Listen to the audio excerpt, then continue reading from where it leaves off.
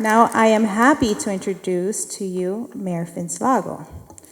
Vince Lago was elected mayor of the city of Coral Gables in April 2021 in a decisive victory.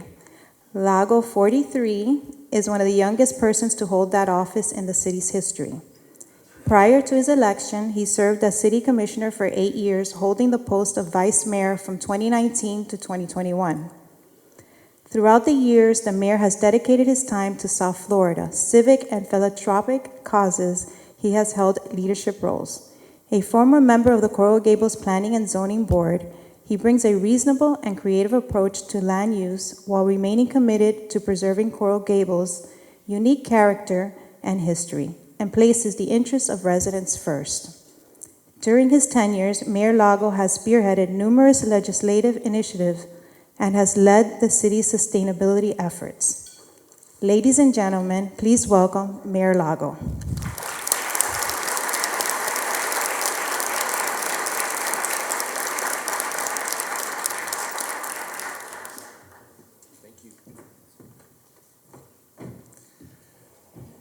Good morning.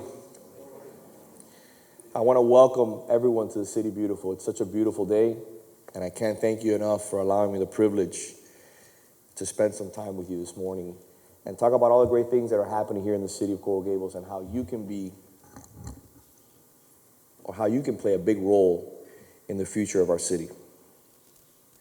I have a few housekeeping items that I'd like to just quickly get out of the way, if you would indulge me. I want to recognize a few individuals. I want to recognize Anna for chairing the chamber. We have high expectations.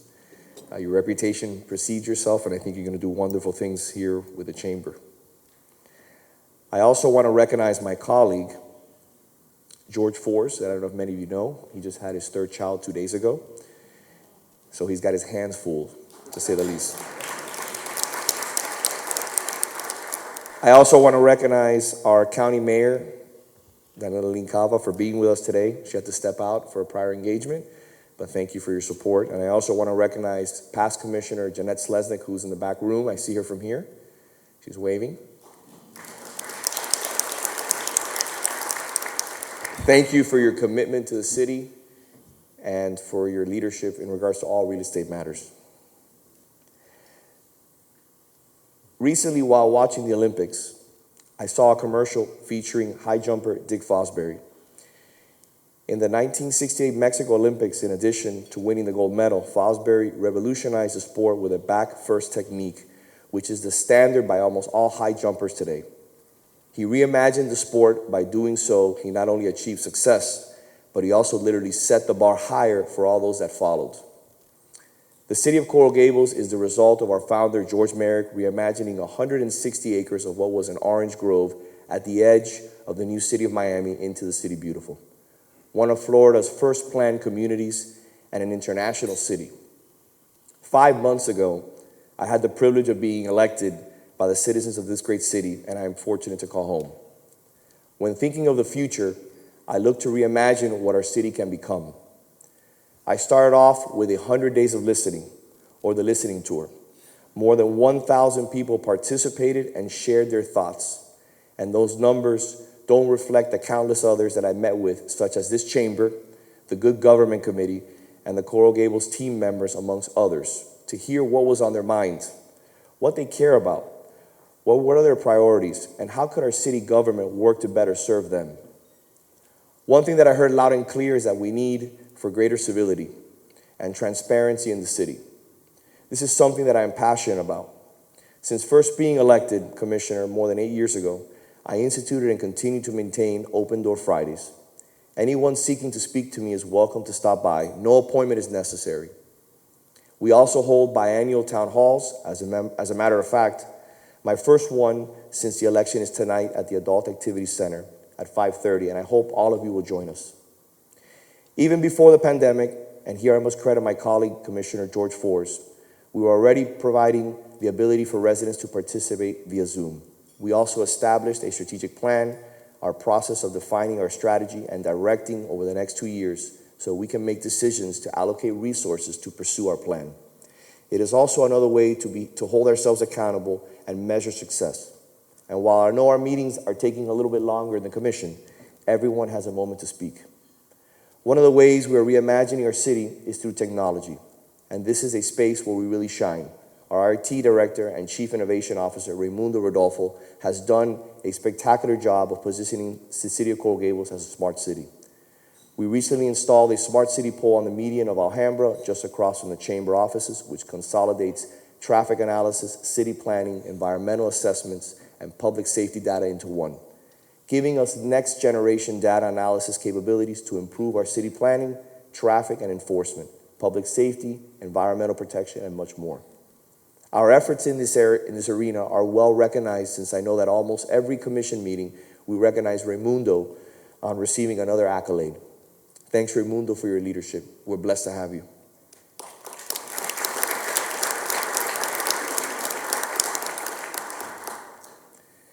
Many people ask, if we're on the cutting edge of technology, why does your city have a website that's not user-friendly?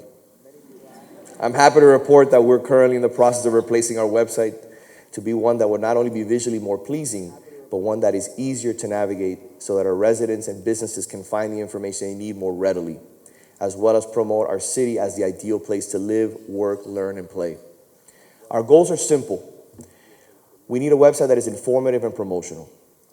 And as we work to become a smarter, safer city, we also are looking to provide our residents with greater access to parks and programming, something that really makes a difference on the quality of life, and an item that was highlighted as important in the survey that over 1,000 people took. I know that our Parks Director, Fred Lucero, and his incredible team have done incredible things in regards to innovation programming to engage residents of all ages and abilities. In 2018, I introduced an ordinance that sets aside money for park acquisitions, which has helped us continue to grow our parks.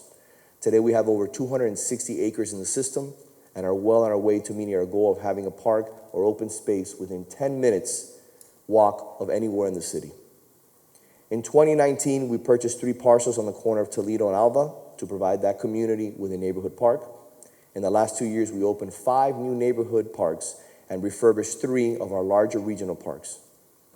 In the coming year, we will commence construction on 2 new parks and the renovation of Pierce Park.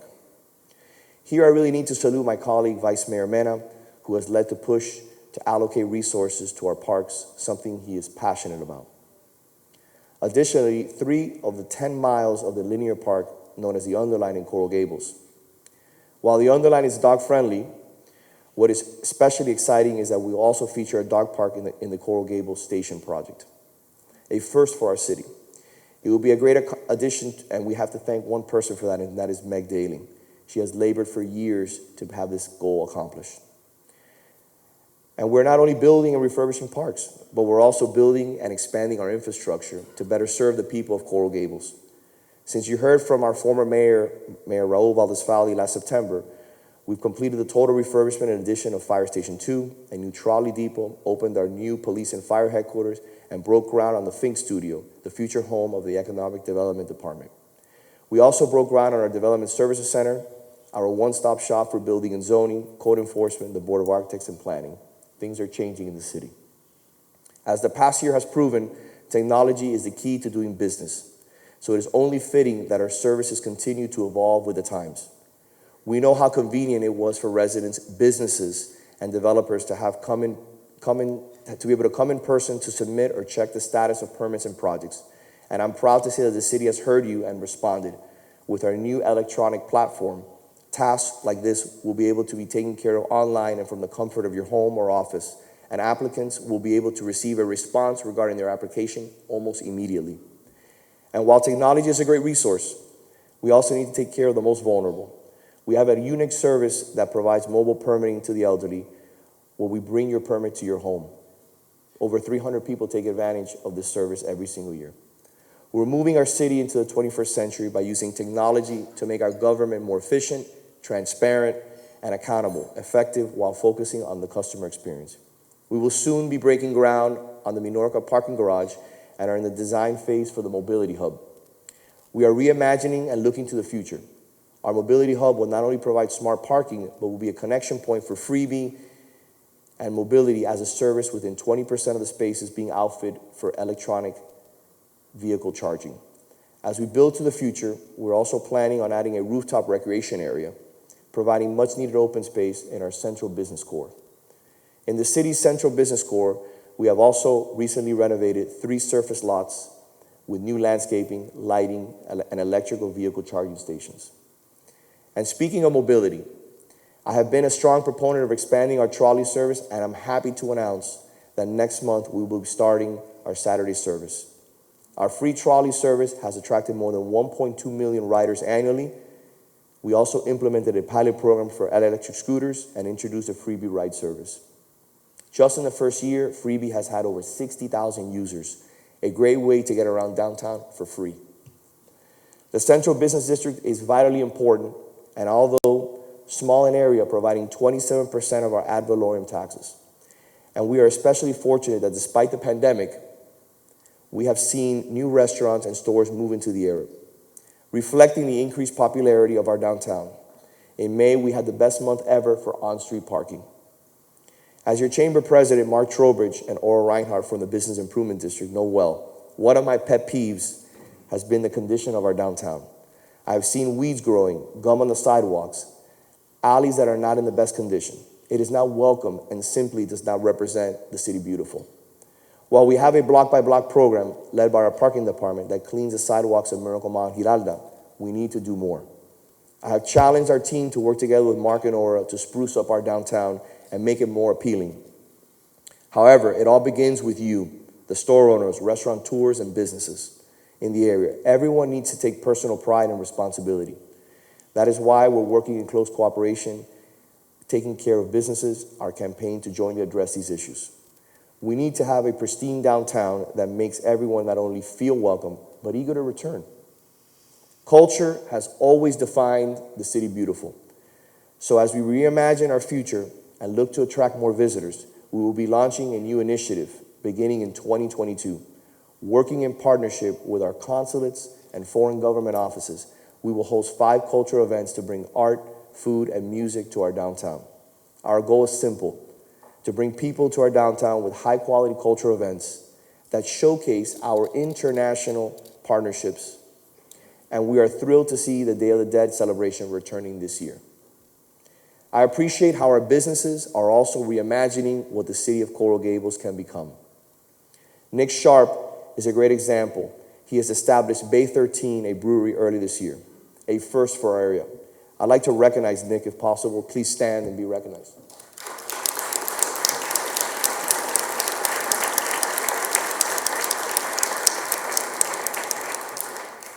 Thank you for your investment in the city. You have trusted in the city, and we're grateful to have you in our backyard. So thank you to continuing to expand your network and your restaurant portfolio. Your investment in the city is critical to our future. So thank you, and God bless you. We also recently welcomed our first rooftop restaurant, Cebada on Giralda, a street that is thriving with the addition of new restaurants like Luca. I salute the work of Mark and Pepe, who are here with us today. They, you see, are also reimagined. Instead of making it easier for themselves and leasing the entire space to one vendor, they opted for several restaurants and concepts. Their imagination has led to a street that is now booming. I can't wait to see what Mark and Pepe will do with this refurbishment of La Palma, one of our city's historic jewels. I ask Mark and Pepe to also be recognized. Please stand.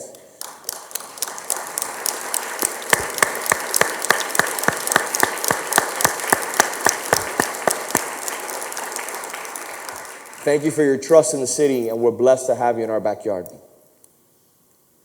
We are also fortunate to count with major corporations that call our city home, such as Bacardi and Fresh Del Monte, and are thrilled that others such as ACI Worldwide, a global software company, and Friesland Campina, the Dutch dairy, are joining our multinational ranks. We're also seeing local businesses like Mercedes-Benz of Coral Gables and the Collection growing their presence in our city. It's great to see that they are bullish in the Gables. And I also want to recognize Mercedes-Benz, who's here with us today. Please stand, because when we kicked off this campaign with Mark and Ora, thank you for always supporting the chamber.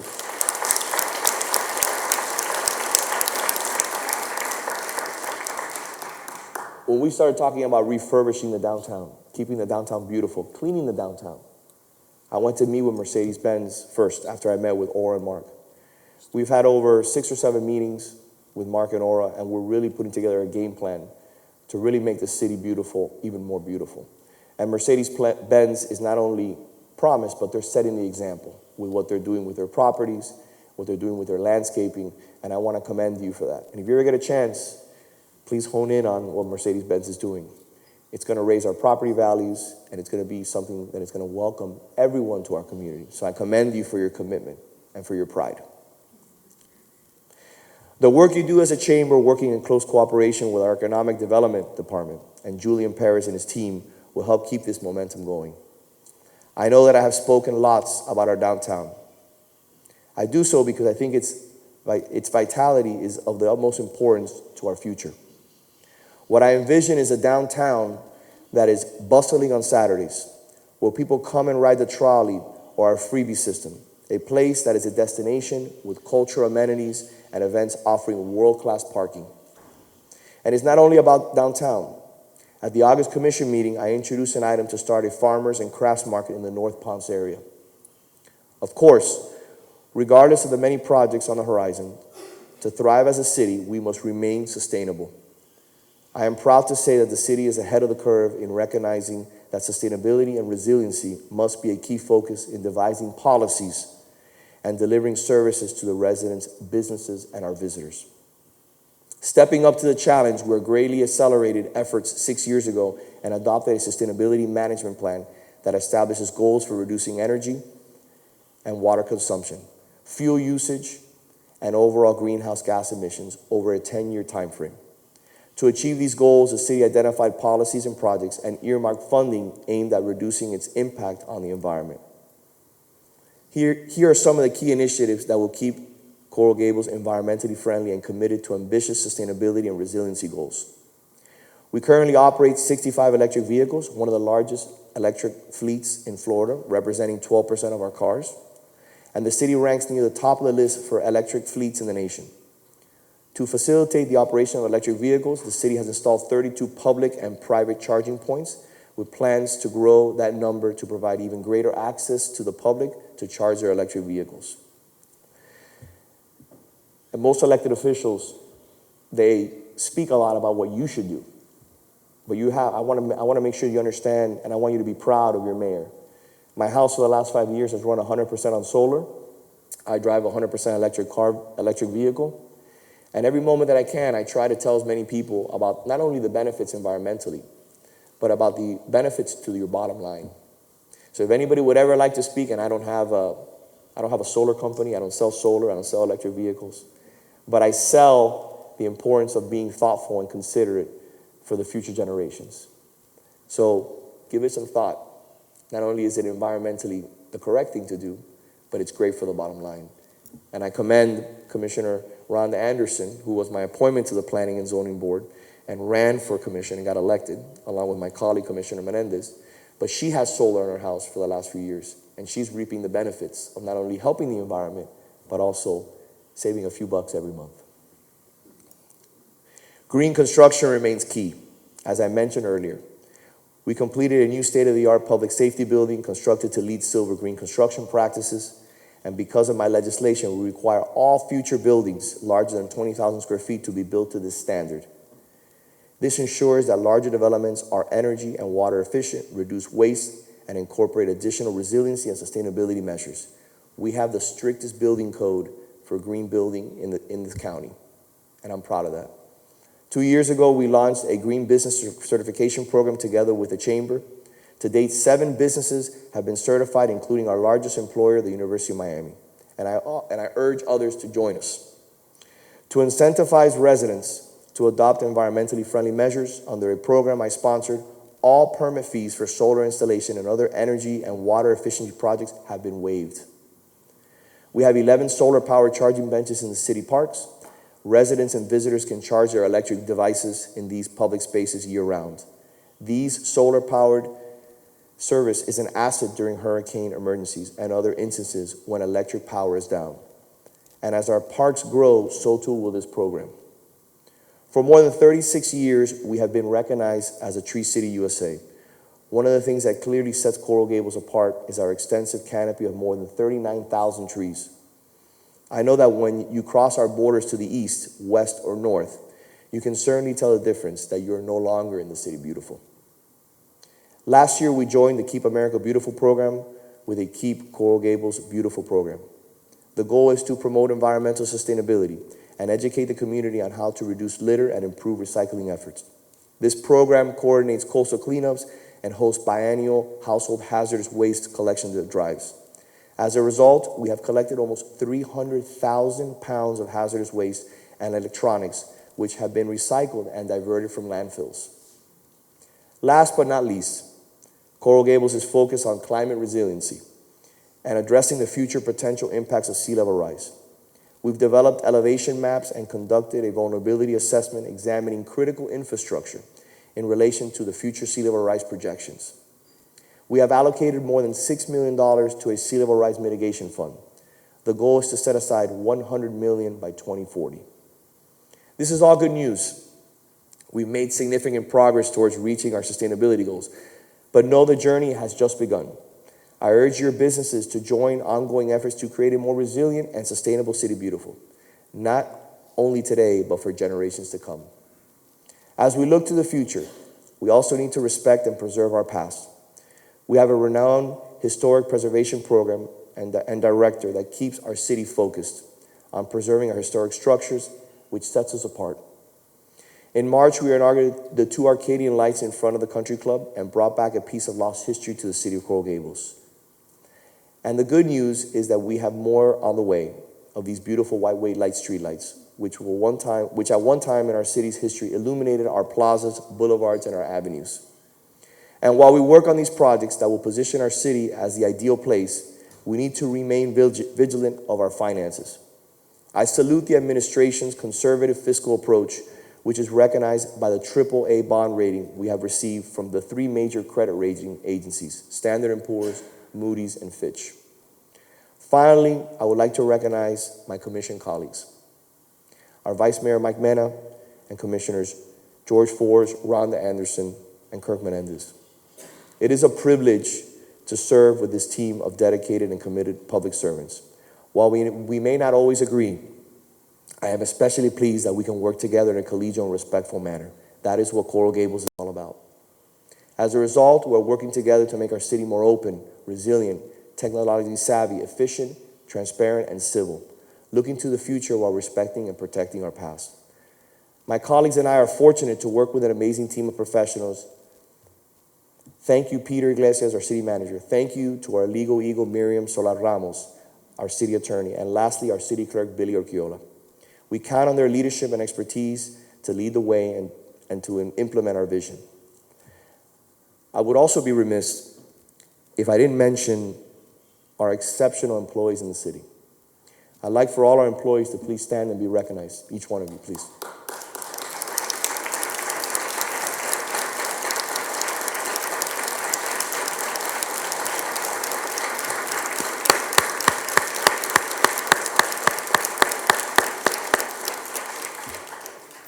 These individuals work tirelessly, take time away from their families, take time away from their hobbies to make sure the city runs like no other city. And under the leadership of the manager, we're headed in the right direction. And I want you to always know that we are blessed to have you working for the city. When people talk about the mayor's office, or people talk about the commission office, for example, tonight we have I think it's probably my 7th year doing these town hall meetings. Sometimes I feel like I enjoy the pain a little bit too much.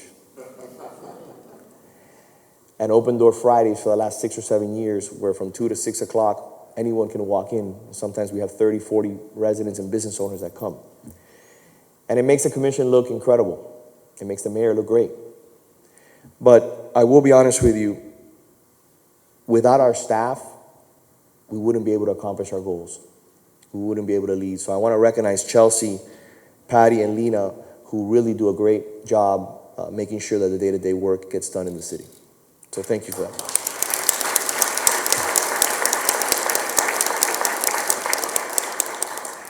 I would like to conclude today's presentation by saluting Mark Trowbridge for his 15 years of dedicated service to our chamber and our city.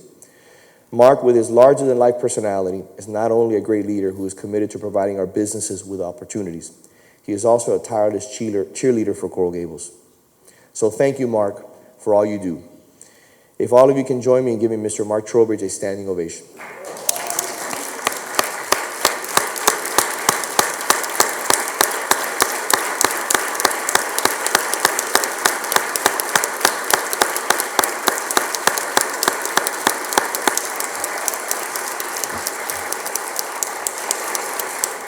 You know, Mark and I hit it off because Mark calls balls and strikes. And when I ask Mark for advice, he tells me the truth. Sometimes the truth is very difficult to hear. And that's why I value his friendship, and that's why we're blessed to have him here, not only in the chamber, but in the city of Coral Gables. So thanks, everyone, for joining us this morning. As President Ronald Reagan said, there are no greater limits to growth because there are no limits of human intelligence, imagination, and wonder. As we look to celebrate our city and this chamber centennial, I hope we will continue working in close collaboration to imagine an even brighter, more prosperous future. As has been said, the best way to predict the future is to create it. So let's create a better future for Coral Gables together. God bless, and thank you for allowing me the privilege to serve you. Thank you.